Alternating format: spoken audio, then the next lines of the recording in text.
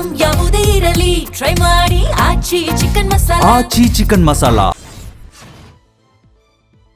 ಕುಡುಕಗಣ್ಣನ ಜೊತೆ ಜಗಳ ಮಾಡಿಕೊಂಡು ರಾತ್ರಿ ವೇಳೆ ತವ್ರ ಮನೆಗೆ ನಡ್ಕೊಂಡು ಹೋಗ್ತಿದ್ದ ಮಹಿಳೆ ಮೇಲೆ ಸಾಮೂಹಿಕ ಅತ್ಯಾಚಾರ ನಡೆದ ಆರೋಪ ಕೇಳಿಬಂದಿದೆ. ಮಹಿಳೆ ಮೇಲೆ ಗ್ಯಾಂಗ್ ರೇಪ್ ಶಂಕೆ ಪ್ರಕರಣದಲ್ಲಿ 10 ಯುವಕರನ್ನ ಪೊಲೀಸರು ಬಂಧಿಸಿದ್ದಾರೆ. ದಾವಣಗೆರೆಯ ಚನ್ನಗಿರಿ ತಾಲೂಕಿನ ಬಸವಾಪಟ್ಟಣ ಠಾಣಾ ವ್ಯಾಪ್ತಿಯಲ್ಲಿ ಈ ಘಟನೆ ನಡೆದಿದೆ. ಜೂನ್ 3ರ ರಾತ್ರಿ ನಡ್ಕೊಂಡು ಬರ್ತಾ ಇದ್ದ ಮಹಿಳೆಯ ಬಟ್ಟೆ ಎಳೆದಾಡಿದ್ದಾರೆ. ಇದರ ವಿಡಿಯೋ ಮಾಡಿ ಸಾಮಾಜಿಕ ಜಾಲತಾಣದಲ್ಲಿ ಹರಿಬಿಟ್ಟಿದ್ದಾರೆ. ಹರಿಬಿಟ್ಟ ವಿಡಿಯೋ ಗಮನಿಸಿ ಪೊಲೀಸ್ ಠಾಣೆಗೆ ಸಂತ್ರಸ್ತೆ ದೂರು ದಾಖಲಿಸಿದ್ದಾರೆ. ಮೊದಲಿಗೆ ಪ್ರಜ್ಞೆ ತಪ್ಪುವಂತ ಪಾನೀಯ ಕುಡಿಸಿ ಬಳಿಕ ನನ್ನ ಅತ್ಯಾಚಾರ ಎಸಗಿದ್ದಾರೆ ಅಂತ ದೂರು ದಾಖಲಿಸಲಾಗಿದ್ದು, ಸಂತ್ರಸ್ತ ಮಹಿಳೆಗೆ ಸ್ಥಳೀಯ ಆಸ್ಪತ್ರೆಯಲ್ಲಿ ವೈದ್ಯಕೀಯ ಪರೀಕ್ಷೆ ನಡೆಸಲಾಗಿದೆ. ಇನ್ನು ಓರ್ವ ಅಪ್ರಾಪ್ತ ಸೇರಿ 10 ಆರೋಪಿಗಳನ್ನ ವಶಕ್ಕೆ ಪಡೆದ ಪೊಲೀಸರು ಕೋರ್ಟ್ಗೆ ಹಾಜರುಪಡಿಸಿದ್ದಾರೆ. ಆರೋಪಿಗಳಿಗೆ ದಾವಣಗೆರೆ ಹೆಚ್ಚುವರಿ ಜಿಲ್ಲಾ ಮತ್ತು ಸತ್ರ ನ್ಯಾಯಾಲಯ 14 ದಿನ ನ್ಯಾಯಾಂಗ ಬಂಧನ ವಿಧಿಸಿದೆ. ಆದರೆ ನಮ್ಮ ಮಕ್ಕಳು ಅಮಾಯಕರು ತಪ್ಪು ಮಾಡಿಲ್ಲ ಅಂತ ಆರೋಪಿಗಳ ಮನೆ ಮಂದಿ ಕಣ್ಣೀರಿಡ್ತಿದ್ದಾರೆ. ಮಂಗಳೂರಿನಲ್ಲಿ ಉದ್ಯಮಿಗೆ ಹನಿ ಟ್ರ್ಯಾಪ್ ಮಾಡಿ ಅಶ್ಲೀಲ ವಿಡಿಯೋ ಸೆರೆ ಹಿಡಿದು ಬರೋಬ್ಬರಿ 2,77,00,000 ಹಣ ದೋಚಿದ ಆರೋಪಿಗಳು ಪೊಲೀಸರಿಗೆ ಸಿಕ್ಕಿಬಿದ್ದಿದ್ದಾರೆ. ಮಂಗಳೂರು ಯುವ ಕಾಂಗ್ರೆಸ್ ಮುಖಂಡ ನಿಜಾಂ ಮತ್ತು ಆತನ ಗೆಳೆಯ ಜಿತೇಶ್ ಸೇರಿ ಕೃತ್ಯ ಎಸಗಿದ್ದಾರೆ. ಹನಿ ಟ್ರ್ಯಾಪ್ ಖೆಡ್ಡ ತೋಡಿ ಉದ್ಯಮಿ ಅಶ್ಲೀಲ ವಿಡಿಯೋ ಮಾಡಿ ಹಣಕ್ಕಾಗಿ ಬ್ಲಾಕ್ ಮೇಲ್ ಮಾಡಲಾಗಿದೆ. 2024ರಲ್ಲೇ ಉದ್ಯಮಿ ಹನಿ ಟ್ರ್ಯಾಪ್ಗೆ ಆರೋಪಿ ನಿಜಾಂ ಮತ್ತು ಜಿತೇಶ್ ಪ್ಲಾನ್ ಮಾಡಿದ್ರು. ಈ ಪ್ಲಾನ್ ಸಕ್ಸಸ್ ಆದ ಬಳಿಕ ಪತ್ನಿಗೆ ವಿಡಿಯೋ ತೋರಿಸೋದಾಗಿ ಬೆದರಿಸಿ ಮೊದಲು 35 ಲಕ್ಷ ಹಣ ಕಿತ್ತಿದ್ರು. ಮರ್ಯಾದೆಗೆ ಹೆದರಿದ್ದ ಉದ್ಯಮಿ ಚೆಕ್ ಮೂಲಕ ಜಿತೇಶ್ಗೆ ಹಣ ನೀಡಿದ್ರು. ಮತ್ತೆ ಹಣಕ್ಕೆ ಬೇಡಿಕೆ ಇಟ್ಟಾಗ ಈ ಬಗ್ಗೆ ನಿಜಾಂಗೆ ಉದ್ಯಮಿ ಮಾಹಿತಿ ನೀಡಿದ್ರು. ಆದರೆ ಆರೋಪಿ ಜಿತೇಶ್ ಜೊತೆ ಸೇರಿ ನಿಜಾಂ ತಾನು ಬ್ಲಾಕ್ ಮೇಲ್ ಮಾಡಿದ್ದಾನೆ, ಜಿತೇಶ್ ಆತ್ಮಹತ್ಯೆ ಮಾಡಿಕೊಂಡಿದ್ದಾನೆ, ಡೆತ್ ನೋಟ್ನಲ್ಲಿ ನಿಮ್ಮ ಹೆಸರು ಉಲ್ಲೇಖಿಸಿದ್ದಾನೆ ಅಂತ ಉದ್ಯಮಿ ಬಳಿ ನಿಜಾಂ ಕತೆ ಕಟ್ಟಿದ್ದ. ಆದರೆ ಜಿತೇಶ್ ಬದುಕಿರೋದನ್ನ ನೋಡಿ ಶಾಕ್ ಆದ ಉದ್ಯಮಿ ಬಳಿಕ ಪೊಲೀಸರಿಗೆ ದೂರು ನೀಡಿದ್ದು ಇಡೀ ಹನಿ ಟ್ರ್ಯಾಪ್ ಕುತಂತ್ರ ಬಯಲಾಗಿದೆ. ಇದರ ಬೆನ್ನಲ್ಲೇ ಯೂತ್ ಕಾಂಗ್ರೆಸ್ ಸದಸ್ಯ ಸ್ಥಾನದಿಂದ ನಿಜಾಂನನ್ನ ಉಚ್ಚಾಟಿಸಲಾಗಿದೆ. ಬಿಟ್ಕಾಯಿನ್ ಹಗರಣ ಪ್ರಕರಣದಲ್ಲಿ ತನಿಖೆ ನಡೆಸಿದ ಎಸ್ಐಟಿ ಇದೀಗ ಚಾರ್ಜ್ ಶೀಟ್ ಸಲ್ಲಿಸಿದೆ. ಆರೋಪಿಗಳಾದ ಕಾಂಗ್ರೆಸ್ ಮುಖಂಡ ನಲ್ಪಾಡ್, ಶ್ರೀಕಿ, ರಾಬಿನ್ ಖಂಡೇವಾಲಾ ಸೇರಿ ಇತರರ ವಿರುದ್ಧ ಎಸ್ಐಟಿ ಚಾರ್ಜ್ ಶೀಟ್ ಸಲ್ಲಿಸಿದೆ. ಚಾರ್ಜ್ ಶೀಟ್ನಲ್ಲಿ ನಲ್ಪಾಡ್ಗೆ ಹಣ ಸಂದಾಯವಾದ ಬಗ್ಗೆ ಉಲ್ಲೇಖಿಸಲಾಗಿದೆ. ಬಿಟ್ಕಾಯಿನ್ ನಗದೀಕರಣಕ್ಕೆ ಶ್ರೀಕಿ ನಲ್ಪಾಡ್ನನ್ನ ಸಂಪರ್ಕಿಸಿದ್ದ. ನಂತರ ಸ್ನೇಹಿತರ ಮೂಲಕ ನಲ್ಪಾಡ್ ಹಣ ನಗದೀಕರಣ ಮಾಡಿದ್ದ ಆರೋಪವಿದೆ. ಮುಂಬೈ ಮೂಲದ ಸ್ನೇಹಿತನಿಂದ ಹವಾಲಾ ರೂಪದಲ್ಲಿ ನಗದೀಕರಣ ಮಾಡಿಸಿ ಕಮಿಷನ್ನಲ್ಲಿ ಮೊಹಮ್ಮದ್ ನಲ್ಪಾಡ್ಗೂ ಪಾಲು ಹೋಗಿದ್ದು ಪತ್ತೆಯಾಗಿದೆ. ಈ ವಿಚಾರ ಎಸ್ಐಟಿ ಚಾರ್ಜ್ ಶೀಟ್ನಲ್ಲಿ ಉಲ್ಲೇಖಿಸಿದೆ ಅಂತ ತಿಳಿದು ಬಂದಿದೆ. ಇನ್ನು ಬಿಟ್ಕಾಯಿನ್ ಕೇಸ್ ತನಿಖೆಯನ್ನ ಇಡಿಯಿಂದಲೂ ನಡೆಸಲಾಗ್ತಿದೆ. ನಲ್ಪಾಡ್, ಶ್ರೀಕಿ ಸೇರಿ ಕೆಲವರ ಮನೆ ಮೇಲೆ ದಾಳಿ ನಡೆಸಿ ಬಂಧಿಸಿದ್ದ ಇಡಿ ಟೀಮ್ ಆರೋಪಿಗಳನ್ನ ಕಸ್ಟಡಿಗೆ ಪಡೆದು ವಿಚಾರಣೆ ನಡೆಸಿದೆ. ಮತ್ತೊಂದೆಡೆ ನಲ್ಪಾಡ್ಗೆ 2 ಬಾರಿ ಇಡಿ ನೋಟಿಸ್ ನೀಡಿದ್ರೂ ವಿಚಾರಣೆಗೆ ಹಾಜರಾಗಿರಲಿಲ್ಲ. ಇದೀಗ 3ನೇ ಬಾರಿ ನೋಟಿಸ್ ನೀಡಿದೆ. ಮತ್ತೆ ವಿಚಾರಣೆಗೆ ಗೈರಾದ್ರೆ ನಲ್ಪಾಡ್ಗೆ ಇಡಿ ಸಂಕಷ್ಟ ಸಾಧ್ಯತೆ ಇದೆ. ಸೈಬರ್ ಕ್ರೈಮ್ ಖದೀಮರು ಸರ್ಕಾರಿ ನೌಕರನನ್ನೇ ಡಿಜಿಟಲ್ ಅರೆಸ್ಟ್ ಮಾಡಿ ಬರೋಬ್ಬರಿ 83.22 ಲಕ್ಷ ರೂಪಾಯಿ ಸುಲಿಗೆ ಮಾಡಿದ್ದಾರೆ. ಬಾಗಲಕೋಟೆಯ ಯುಕೆಪಿ ಪುನರ್ವಸತಿ ಕಚೇರಿಯ ಹಿರಿಯ ಬೆರಳಚ್ಚುಗಾರ ಎಚ್.ವಿ. ಸುರೇಶ್ ರಾವ್ಗೆ ಟ್ರಾಯ್ ಹೆಸರಲ್ಲಿ ಫೋನ್ ಕರೆ ಮಾಡಲಾಗಿದೆ. ಭಾರತೀಯ ದೂರಸಂಪರ್ಕ ನಿಯಂತ್ರಣ ಪ್ರಾಧಿಕಾರ ಟ್ರಾಯ್ ಹೆಸರಲ್ಲಿ ಕರೆ ಮಾಡಿ ನಿಮ್ಮ ಆಧಾರ್ ಕಾರ್ಡ್ ನೀಡಿ ಖರೀದಿಸಿದ ಸಿಮ್ನಿಂದ ಅಶ್ಲೀಲ ಮೆಸೇಜ್ ಅನ್ನ ಕಳುಹಿಸಲಾಗಿದೆ. ಮುಂಬೈ ಕ್ರೈಮ್ ಬ್ರಾಂಚ್ನಲ್ಲಿ ಎಫ್ಐಆರ್ ದಾಖಲಾಗಿದೆ. ಎಫ್ಐಆರ್ ರದ್ದುಪಡಿಸಬೇಕಾದ್ರೆ ಹಣ ನೀಡಬೇಕು ಅಂತ ವಿಡಿಯೋ ಕರೆ ಮಾಡಿ ಸುರೇಶ್ ರಾವ್ ಹಾಗೂ ಕುಟುಂಬ ಸದಸ್ಯರ ವಿಚಾರಣೆ ನಡೆಸಲಾಗಿದೆ. ಪೊಲೀಸ್ ಠಾಣೆ, ಕೋರ್ಟ್ ಬ್ಯಾಕ್ ಗ್ರೌಂಡ್ ನಲ್ಲಿ ಪೊಲೀಸರು, ವಕೀಲರು, ಜಡ್ಜ್ ವೇಷಧಾರಿಗಳಿಂದ ವಿಡಿಯೋ ಕಾಲ್ ಮಾಡಿ ವಂಚಿಸಿ ಒಟ್ಟು 83.22 ಲಕ್ಷ ರೂಪಾಯಿ ಸುಲಿಗೆ ಮಾಡಲಾಗಿದೆ. ಸದ್ಯ ಈ ಬಗ್ಗೆ ಸುರೇಶ್ ರಾವ್ ದೂರು ನೀಡಿದ್ದು ಸೆನ್ ಠಾಣೆಯಲ್ಲಿ ಕೇಸ್ ದಾಖಲಾಗಿದೆ. ಅಬ್ಬಬ್ಬಾ, ಕಂತೆ ಕಂತೆ ನೋಟಿನ ರಾಶಿ, ಕೆಜಿಗಟ್ಟಲೆ ಚಿನ್ನದ ಬಿಸ್ಕೆಟ್ಗಳು, ವಜ್ರಾಭರಣಗಳು, ಈ ಪಾಟಿ ಆಸ್ತಿ ಹಣ ಮಾಡಿರುವ ಕಲಿಯುಗ ಕುಬೇರ ಈತನೇ ನೋಡಿ. ತೆಲಂಗಾಣದ ಭ್ರಷ್ಟಾಚಾರ ನಿಗ್ರಹ ದಳ ಎಸಿಬಿ ತೆಲಂಗಾಣದ ಮಾದಾಪುರದಲ್ಲಿರುವ roads and building chief engineer Mohan Naik ಮನೆ ಸೇರಿ 11 ಕಡೆ ದಾಳಿ ನಡೆಸಿದ್ರು. ಈ ದಾಳಿ ವೇಳೆ ಎಂಜಿನಿಯರ್ ಮೋಹನ್ ಮನೆಯಲ್ಲಿ ಇಷ್ಟೊಂದು ಪ್ರಮಾಣದ ಆಸ್ತಿ ಹಣ ಪತ್ತೆಯಾಗಿದೆ. ಇದೆಲ್ಲವನ್ನ ಕಂಡು ದಂಗಾದ ಅಧಿಕಾರಿಗಳು ಮೋಹನ್ ತನಿಖೆಯನ್ನ ಆರಂಭಿಸಿದ್ದಾರೆ. ಬೆಳಗಾವಿಯಲ್ಲಿ ಸೋಮವಾರ ಸುರಿದ ಭಾರೀ ಮಳೆಗೆ ಸಾಲು ಸಾಲು ಅವಾಂತರಗಳು ಸೃಷ್ಟಿಯಾಗಿದೆ. ಬೈಲಹೊಂಗಲ ಪಟ್ಟಣದಲ್ಲಿ ಮಳೆ ತೀವ್ರತೆಗೆ 8 ಮನೆಗಳು ಕುಸಿದಿದ್ದು 8 ಕುಟುಂಬಗಳು ಬೀದಿಗೆ ಬಿದ್ದಿವೆ. ಜೀವನ ಪೂರ್ತಿ ದುಡಿದು ಸಂಪಾದಿಸಿದ್ದ ವಸ್ತುಗಳೆಲ್ಲ ನಾಶವಾಗಿದೆ ಅಂತ ಸಂತ್ರಸ್ತರು ಕಣ್ಣೀರಿಟ್ಟಿದ್ದಾರೆ.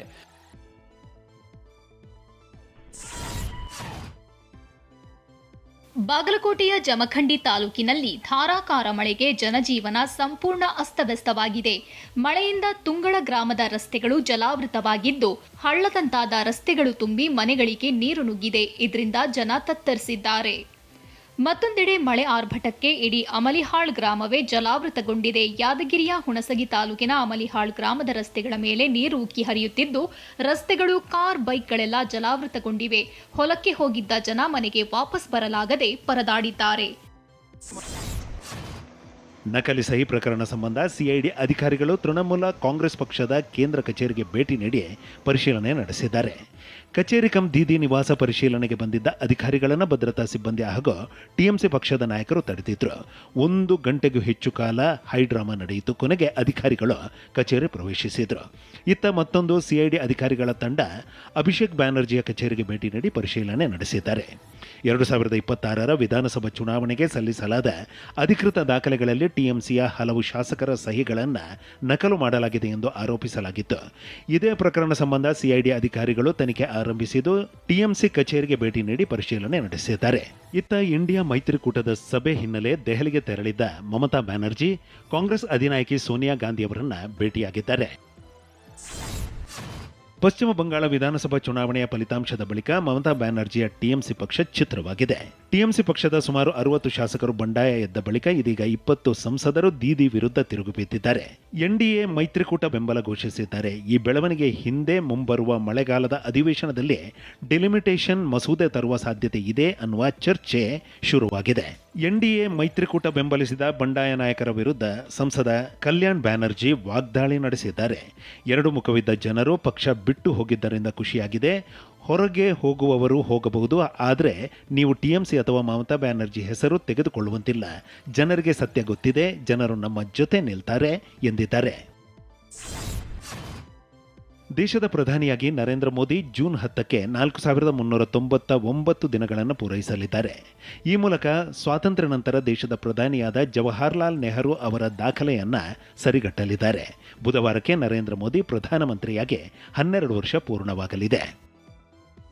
ಈ ಹಿನ್ನೆಲೆ ಬುಧವಾರ ದೆಹಲಿಯಲ್ಲಿ ಎನ್ಡಿಎ ನಾಯಕರ ಮಹತ್ವದ ಸಭೆ ಕರೆಯಲಾಗಿದೆ. ಮಧ್ಯಾಹ್ನ 3 ಗಂಟೆಗೆ ಭಾರತ್ ಮಂಟಪಂನಲ್ಲಿ ಎನ್ಡಿಎ ಸಭೆ ನಡೆಯಲಿದೆ. ಎನ್ಡಿಎ ಒಕ್ಕೂಟದ ಎಲ್ಲ ಪಕ್ಷಗಳ ನಾಯಕರು ಸಭೆಯಲ್ಲಿ ಭಾಗಿಯಾಗಲಿದ್ದಾರೆ. ಬುಧವಾರ ರಾಜ್ಯದ ದೇವಸ್ಥಾನಗಳಲ್ಲಿ ಬಿಜೆಪಿ ವಿಶೇಷ ಪೂಜೆ ಸಲ್ಲಿಸಲಿದೆ. 39 ಬಿಜೆಪಿ ಸಂಘಟನಾ ಜಿಲ್ಲೆಗಳಲ್ಲಿ ವಿಶೇಷ ಪೂಜೆ ನಡೆಯಲಿದ್ದು ರಾಜ್ಯ ಬಿಜೆಪಿ ಕೋರ್ ಕಮಿಟಿ ಸದಸ್ಯರು, ಸಂಸದರು, ಶಾಸಕರು, ಎಂಎಲ್ಸಿಗಳು, ಮಾಜಿ ಸಚಿವರಿಗೆ ಪೂಜೆಯಲ್ಲಿ ಭಾಗಿಯಾಗಲು ಸೂಚನೆ ನೀಡಲಾಗಿದೆ. ನರೇಂದ್ರ ಮೋದಿ ಪ್ರಧಾನಿಯಾಗಿ 12 ವರ್ಷ ಪೂರೈಸಲಿರುವ ಹಿನ್ನೆಲೆ ಟ್ವೀಟ್ ಮಾಡಿರುವ ಎಐಸಿಸಿ ಅಧ್ಯಕ್ಷ ಮಲ್ಲಿಕಾರ್ಜುನ ಖರ್ಗೆ ಮೋದಿ ಸರ್ಕಾರದ ವಿರುದ್ಧ ಕಿಡಿಕಾರಿದ್ದಾರೆ. ರಾಜ್ಯಸಭೆ ಚುನಾವಣೆಯಲ್ಲಿ ಅಡ್ಡ ಮತದಾನದ ಆತಂಕ ಹಿನ್ನೆಲೆ ಮಧ್ಯಪ್ರದೇಶದ ಕಾಂಗ್ರೆಸ್ ಶಾಸಕರನ್ನ ಬೆಂಗಳೂರಿಗೆ ಶಿಫ್ಟ್ ಮಾಡಲು ಸಿದ್ಧತೆ ನಡೆದಿತ್ತು. ಬೆಂಗಳೂರಿನ ಕೆಂಪೇಗೌಡ ಅಂತಾರಾಷ್ಟ್ರೀಯ ವಿಮಾನ ನಿಲ್ದಾಣಕ್ಕೆ 63 ಶಾಸಕರು ಸೇರಿದಂತೆ 75 ನಾಯಕರು ಬಂದಿಳಿಯಬೇಕಿತ್ತು. ಬಳಿಕ ಶಾಸಕರನ್ನ ನೇರವಾಗಿ ಬೆಂಗಳೂರು ದಕ್ಷಿಣ ಜಿಲ್ಲೆ ರಾಮನಗರ ತಾಲೂಕಿನ ವಂಡರ್ಲಾ ರೆಸಾರ್ಟ್ಗೆ ಸ್ಥಳಾಂತರಿಸಲು ಸಿದ್ಧತೆ ನಡೆದಿತ್ತು. ಈ ಮಧ್ಯೆ ಕಾಂಗ್ರೆಸ್ ಅಭ್ಯರ್ಥಿ ಮೀನಾಕ್ಷಿ ನಟರಾಜನ್ ನಾಮಪತ್ರ ತಿರಸ್ಕೃತವಾಗಿದೆ. ಈ ಬೆನ್ನಲ್ಲೇ ಶಾಸಕರ ಬೆಂಗಳೂರು ಪ್ರಯಾಣವನ್ನ ರದ್ದುಗೊಳಿಸಲಾಗಿದೆ.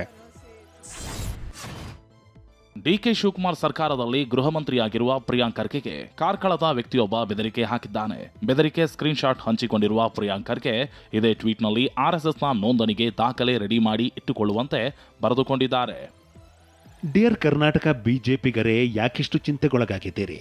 ನಾನು ಗೃಹ ಸಚಿವನಾಗಿ ಅಧಿಕಾರ ವಹಿಸಿಕೊಂಡು 48 ಗಂಟೆಗಳು ಕೂಡ ಆಗಿಲ್ಲ. ನಿಮ್ಮ ಭಯ, ನಿಮ್ಮ ಆತಂಕ, ನಿಮ್ಮಲ್ಲಿನ ದುಗುಡ ಎಲ್ಲವೂ ವ್ಯಕ್ತವಾಗುತ್ತಿದೆ. ಈಗಾಗಲೇ RSS ಅನ್ನು ಬಳಸಿಕೊಂಡು ನನ್ನನ್ನು ನಿಂದಿಸುತ್ತಿದ್ದೀರಿ ಹಾಗೂ ನನಗೆ ಜೀವ ಬೆದರಿಕೆ ಹಾಕುತ್ತಿದ್ದೀರಿ. ನೀವು ಮಾಡೋದನ್ನು ಮಾಡಿ. ಮುಖ್ಯವಾಗಿ ದಯವಿಟ್ಟು ನಿಮ್ಮ ಬಾಡಿ ಆಫ್ ಇಂಡಿವಿಜುವಲ್ಸ್ಗೆ ನನ್ನ ನಮಸ್ಕಾರವನ್ನು ತಿಳಿಸಿ ಹಾಗೂ ನಿಮ್ಮ ರಾಜಕೀಯ ಮೇಲಾಧಿಕಾರದ ಸಂಘಟನೆಯ ನೋಂದಣಿಗಾಗಿ ದಾಖಲೆಗಳನ್ನು ಸಿದ್ಧವಾಗಿಡಲು ಹೇಳಿ. ಗೃಹ ಸಚಿವ ಪ್ರಿಯಾಂಕ್ ಖರ್ಗೆ ಹೇಳಿಕೆಗೆ ಎಂಎಲ್ಸಿ ಸಿಟಿ ರವಿ ಕೆಂಡ ಕಾರಿದ್ದಾರೆ. ನಿಮ್ಮ ಅಪ್ಪನ ಕೈಯಲ್ಲೇ ಏನು ಮಾಡೋಕ್ಕಾಗಿಲ್ಲ, ಇನ್ನು ನೀವೇನ್ ಮಾಡ್ತೀರಿ ಅಂತ ಪ್ರಶ್ನಿಸಿದ್ದಾರೆ. ಮತ್ತೊಂದು ಕಡೆ ಸಂಸದ ಕೋಟಾ ಶ್ರೀನಿವಾಸ ಪೂಜಾರಿ ಪ್ರಿಯಾಂಕ್ ಖರ್ಗೆ ಭ್ರಮೆಯಿಂದ ಹೊರಬರಲಿ ಎಂದಿದ್ದಾರೆ. ರಾಜ್ಯದಲ್ಲಿ ಪಬ್, ಬಾರ್, ಕ್ಲಬ್ ಹಾಗೂ ವೈನ್ ಶಾಪ್ಗಳಿಗೆ ಅಪ್ರಾಪ್ತರ ಪ್ರವೇಶಕ್ಕೆ ರಾಜ್ಯ ಸರ್ಕಾರ ಬ್ರೇಕ್ ಹಾಕಿದೆ. ಸುಮಾರು 4,093 ವಿದ್ಯಾರ್ಥಿಗಳನ್ನು ಒಳಗೊಂಡ ಅಧ್ಯಯನದಲ್ಲಿ ಪ್ರತಿ 3 ಹದಿಹರೆಯದವರಲ್ಲಿ ಒಬ್ಬರು ಮದ್ಯ ಅಥವಾ ತಂಬಾಕು ಸೇವನೆಯಿಂದ ಗಂಭೀರ ಆರೋಗ್ಯ ಸಮಸ್ಯೆ ಅಪಾಯದಲ್ಲಿದ್ದಾರೆ ಎಂಬ ಆತಂಕಕಾರಿ ವಿಷಯ ಬಹಿರಂಗಗೊಂಡಿದೆ. ಇದರ ಬೆನ್ನಲ್ಲೇ ಗೃಹ ಸಚಿವ ಪ್ರಿಯಾಂಕ್ ಖರ್ಗೆ ಈ ಖಡಕ್ ಆದೇಶ ಕೊಟ್ಟಿದ್ದಾರೆ. ನಿಯಮ ಉಲ್ಲಂಘಿಸುವ ಬಾರ್, ಪಬ್ಗಳ ವಿರುದ್ಧ ಕಠಿಣ ಕ್ರಮ ಜರುಗಿಸುವಂತೆ ಆದೇಶಿಸಿದ್ದಾರೆ. ಪಬ್, ಬಾರ್, ವೈನ್ ಶಾಪ್ ಮತ್ತು ಕ್ಲಬ್ಗಳಿಗೆ ಅಪ್ರಾಪ್ತರ ಪ್ರವೇಶಕ್ಕೆ ನಿಷೇಧ ಹೇರಿದ ಬೆನ್ನಲ್ಲೇ ಇನ್ನು ಮುಂದೆ ಬಾರ್ ಹಾಗೂ ಪಬ್ಗಳ ಪ್ರವೇಶಕ್ಕೆ ವಯಸ್ಸಿನ ಪುರಾವೆಯುಳ್ಳ ಸರ್ಕಾರಿ ಗುರುತಿನ ಚೀಟಿ ಕಡ್ಡಾಯವಾಗಿದೆ. ಒಂದು ವೇಳೆ ನಿಯಮ ಉಲ್ಲಂಘಿಸಿ ಅಪ್ರಾಪ್ತರಿಗೆ ಮದ್ಯ ನೀಡಿದರೆ ಕ್ರಮ ಕೈಗೊಳ್ಳುವುದಾಗಿ ಸರ್ಕಾರ ಆದೇಶ ಕೊಟ್ಟಿದೆ. ಪ್ರತಿ ಬಾರ್, ಪಬ್, ವೈನ್ ಶಾಪ್ಗಳ ಪ್ರವೇಶ ದ್ವಾರದಲ್ಲಿ ಕಡ್ಡಾಯ ಸಿಸಿ ಕ್ಯಾಮೆರಾ ಅಳವಡಿಸಲು ನಿರ್ದೇಶಿಸಲಾಗಿದೆ. ಸೂರಜ್ ರೇವಣ್ಣ ವಿರುದ್ಧದ ಅಸಹಜ ಲೈಂಗಿಕ ದೌರ್ಜನ್ಯ ಪ್ರಕರಣದಲ್ಲಿ ಮಾಫಿ ಸಾಕ್ಷಿಯಾಗಿ ಪರಿಗಣಿಸುವಂತೆ ಕೋರಿ A2 ಆರೋಪಿ ಶಿವಕುಮಾರ್ ಅರ್ಜಿ ಸಲ್ಲಿಸಿದ್ದಾರೆ. 42ನೇ ACJM ನ್ಯಾಯಾಲಯದಲ್ಲಿ ಶಿವಕುಮಾರ್ ಅರ್ಜಿ ವಿಚಾರಣೆ ನಡೆದಿದೆ. ಆದರೆ ಈ ಮಾಫಿ ಸಾಕ್ಷಿ ಅರ್ಜಿಗೆ ಸೂರಜ್ ರೇವಣ್ಣ ಪರ ವಕೀಲರು ಆಕ್ಷೇಪಣೆ ಸಲ್ಲಿಸಿದ್ದಾರೆ. ಸದ್ಯ ಕೋರ್ಟ್ ಜೂನ್ 24ಕ್ಕೆ ವಿಚಾರಣೆಯನ್ನ ಮುಂದೂಡಿದೆ. ಕೇರಳಂನಲ್ಲಿ ಶಿಗೆಲ್ಲಾ ವೈರಸ್ ಸೋಂಕಿನ ಆತಂಕದ ಮಧ್ಯೆ ವೆಸ್ಟ್ ನೈಲ್ ಜ್ವರದ ಭೀತಿ ಶುರುವಾಗಿದೆ. ವೆಸ್ಟ್ ನೈಲ್ ಜ್ವರ ಸೊಳ್ಳೆಗಳಿಂದ ಹರಡುವ ಸೋಂಕಾಗಿದೆ. 2 ವಿಭಿನ್ನ ಮಾರಕ ಕಾಯಿಲೆಗಳು ಏಕಕಾಲದಲ್ಲಿ ಉಲ್ಬಣಿಸಿದ್ರಿಂದ ಕೇರಳಂನ ಆರೋಗ್ಯ ಇಲಾಖೆ ಹೈ ಅಲರ್ಟ್ ಘೋಷಿಸಿದೆ. ಇತ್ತ ಶಿಗೆಲ್ಲಾ ವೈರಸ್ ಸೋಂಕಿನ ಶಂಕೆ ಇರುವ 25 ವಿದ್ಯಾರ್ಥಿಗಳನ್ನು ಆಸ್ಪತ್ರೆಗೆ ದಾಖಲಿಸಲಾಗಿದೆ. ಎಐಸಿಸಿ ಕಾರ್ಯದರ್ಶಿ, ರಾಜ್ಯ ಗ್ಯಾರಂಟಿ ಅನುಷ್ಠಾನ ಸಮಿತಿಯ ಉಪಾಧ್ಯಕ್ಷರಾಗಿದ್ದ ಸೂರಜ್ ಹೆಗ್ಡೆಗೆ ಸರ್ಕಾರಿ ಗೌರವಗಳೊಂದಿಗೆ ಭಾವಪೂರ್ಣ ಅಂತಿಮ ವಿದಾಯ ಸಲ್ಲಿಸಲಾಯಿತು. ಕೈನಾಯಕ ರಾಹುಲ್ ಗಾಂಧಿ, ಸುರ್ಜೇವಾಲಾ, ವೇಣುಗೋಪಾಲ್, ಸಿಎಂ ಡಿಕೆಶಿ, ಸಿದ್ದರಾಮಯ್ಯ ಸೇರಿದಂತೆ ಕಾಂಗ್ರೆಸ್ ಪಕ್ಷದ ಮುಖಂಡರು ಬೆಂಗಳೂರಿನ ಬಿಇಎಲ್ ರಸ್ತೆಯ ನಿವಾಸದಲ್ಲಿ ಸೂರಜ್ ಹೆಗ್ಡೆಗೆ ಅಂತಿಮ ನಮನ ಸಲ್ಲಿಸಿದರು. ಬೆಂಗಳೂರಿನಲ್ಲಿ 22 ಕ್ಯಾರೆಟ್ 1 ಗ್ರಾಂ ಚಿನ್ನ ನಿನ್ನೆ 13,905 ರೂಪಾಯಿ ಇತ್ತು. ಇಂದು 14,040 ಆಗಿದೆ. 24 ಕ್ಯಾರೆಟ್ 1 ಗ್ರಾಂ ಚಿನ್ನ ನಿನ್ನೆ 15,169 ರೂಪಾಯಿ ಇತ್ತು. ಇಂದು 15,316 ಆಗಿದೆ.